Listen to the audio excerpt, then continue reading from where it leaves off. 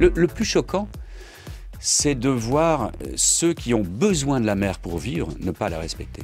C'est ça ce qui est le plus choquant. Éventuellement qu'un touriste sur un paquebot qui est déjà polluant jette sa clope dans l'eau, je ne vais pas l'excuser, mais il n'a aucune conscience de toute façon de l'inutilité de son existence sur Terre. Donc ça va.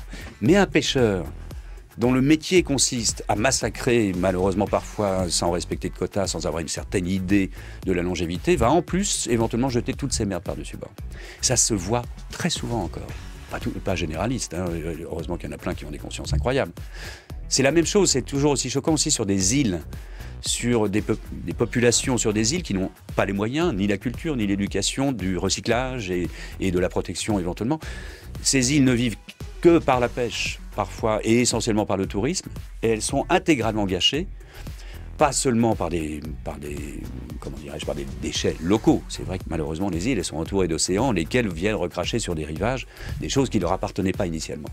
Mais c'est très surprenant de voir ça. C'est ce qui me surprend le plus. C'est la non-compréhension des gens dont la survie dépend de la beauté et du respect de l'environnement dans lequel ils sont. Moi, j'ai beaucoup de mal aujourd'hui, et depuis des années d'ailleurs, on me sollicite en permanence en tant que marin, bon client, entre guillemets, à parler dans les micros, en disant « mais il faut que tu fasses quelque chose pour l'environnement ». Non, merci. J'ai pas le cul assez propre pour le faire. Personne ne l'a. Et je ne serai pas à l'aise. Donc, faisons confiance à notre culpabilité constructrice. Pourquoi pas ? Ça se peut. Mais arrêtons de dire qu'on est propre. On ne l'est pas.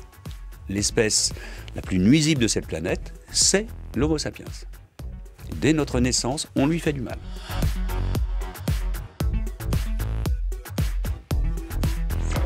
Retrouvez tout France Bleu sur francebleu.fr.